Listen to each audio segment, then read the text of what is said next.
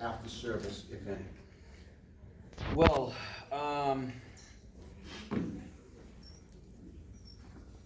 it may never happen, and I say that because nonprofits have picked up the slack for what the government should be doing. And now that they've gotten comfortable over the last 18 years of war, where wounded vets are getting houses built for them, wounded vets are getting cars, wounded vets are getting motorcycle rides dedicated to them, all this stuff, that definitely takes down the average citizen and veteran banging on the VA's door and say, hey, we need this, we need that. It's kind of scary to think that because, I mean, let's look at the Vietnam generation. I obviously wasn't old enough to experience it, but these guys were not getting this right here. They were not getting wounded vet runs, they weren't getting houses built. That could happen again in the future. And what's not in place with the VA won't be there.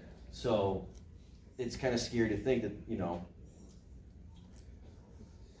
we should be banging down the door saying the VA housing modification grant should be, you know, $150,000, not the $60,000 it is. But because of the nonprofits doing all the work, that's not really that severe anymore, and so it may never change. If you understand what I'm saying. So where I'd like it to be is it's, you know, it's a make-believe world, but I'd like to see the housing modification grant be closer to $100,000. I mean, you can't do over a house today with 60 grand. You just can't. You can maybe do a couple of rooms in your driveway. If you live in New England, these wounded veterans shouldn't have to shovel snow if they have no legs or prosthetic legs or can't walk. They should have a heated driveway. A lot of the guys are relocating to Florida, and so to live in warmer weather. I'm sure I mean, Jeff's actually one of the guys. I'm sure it's easier to him with the son, you know, if his son falls, his son could die. That's how bad his, you know, injuries are, and that's the same with Corey and everyone else. And luckily they live in warmer states. But yeah, that's what I'd like to. What are your thoughts on all these 501c3 nonprofits? Sure. That are you know, purporting to help veterans, and a very small percentage of what they take in goes to the care of a veteran. I mean, this is gonna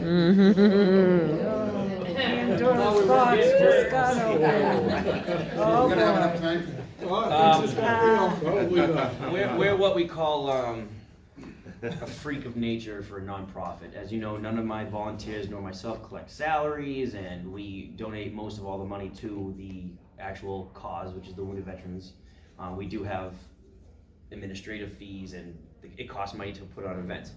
That being said, I have no problem with a nonprofit organization of CEOs who collect a modest salary. If it's their full-time job, it's their full-time job.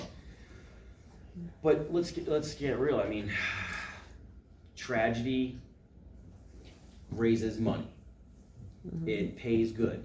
When you know, bad news is good news for some people because they get, so yes, there was a lot of people capitalizing off PTSD, capitalizing off wounded veterans, capitalizing off war.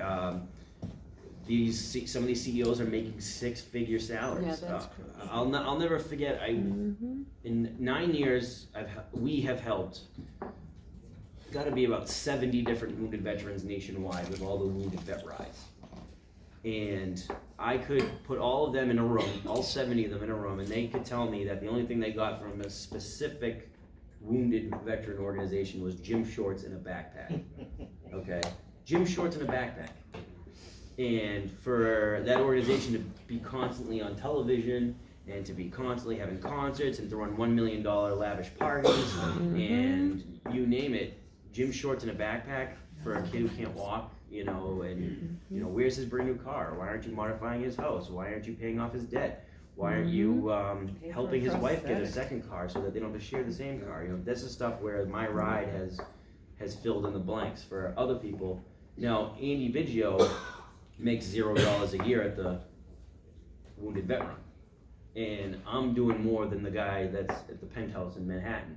You know, so Yes, you are. Who's the oversight authority on all these 501c3? that's a good question. He's Jeff's down in DC on a bunch of different. I mean, maybe you have the answer to that. I don't know if the veterans that are recognized, the veterans groups enacted by, recognized by Congress as federally chartered have that oversight? I know the IRS is one of them, Wow. but I don't think they're doing much of anything. Well, I wouldn't call them oversight. I mean, literally, the oversight is the American people that continues to fund these positions and continue to gravitate. I mean, you all understand that this is a tremendous nonprofit, and that's why throughout the year, you all make a difference to the Boston Wounded Vet Run, and you don't have to wait till May. But essentially is the aspect of messaging, and as Andrew was mentioning, if you could afford to have a free billboard that tells you that you're doing great things and the average person doesn't know, and it's just gonna get worse because with the less amount of veterans that we have among us, less people think they're making a difference donating. And that, again, you know, the aspect of donating makes people feel good and they think it's going to a good place, but if you go to a nonprofit, and if your nonprofit that you're gonna donate to is not at least rated 4 stars and it has transparency, that should be the standard of donating. And yes, we know that this one doesn't have any salaries, but that's far from the norm. And you don't have to go too far from East Boston to find a few of those that claim to do a lot and not doing a damn thing. And I'm very proud to say that very publicly, because it is a true shame, and it's a true shame to profit off of Gold Star families, and it's a true shame to profit off of injured veterans, and yet, let's claim we do more, and that's really not the standard that we want to provide. And so the IRS is really there to, if you say you put in $1, where's that dollar going? The aspect of tracking. And so if that dollar goes to that salary, or salaries, or you name it, there's really not a sense of anything illegal. It may just not be moral. Wouldn't you say a key question to ask is what percentage of that dollar is going to the veteran? Absolutely. Now, they'll tell you a funny story, and they'll tell you a good story, and they'll tell you, oh, we have an earmark, and that earmark is slated for the program of this, that, and the other. But when you look at websites such as Charity Navigator, and there should not be any other, there should not be a pay-to-play website. It should be Charity Navigator as the telling website that tells you where that dollar goes to and how much is collected. That was the first question that I asked Andy when I met him. Very first question, that's why I'm sitting here today. Very first question. As part of the Mass Veteran Service Officers Association, we have a committee on veterans protection.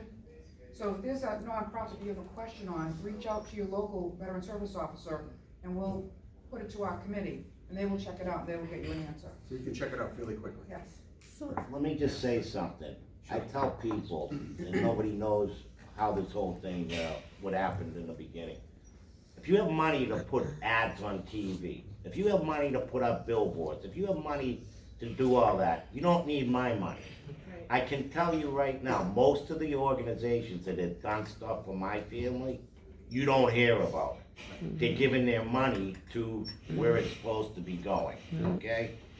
My son, I'll be quite frank, I'm the only one that I know of in New England that did the whole special adaptive housing grant. It took me 2 years to do that. That's where my education came involved. Out of that $62,000, $37,000 went to plumbing alone. What was left? Barely enough to cover the bathroom. Now, I will tell you what an organization, not only I called, but several other organizations, and including the VA, because we were in the caregivers program and the FRC program, called this organization, who does special adaptive housing for wounded veterans, never even bothered to come down to my house. Never even bothered to call. We didn't want a house.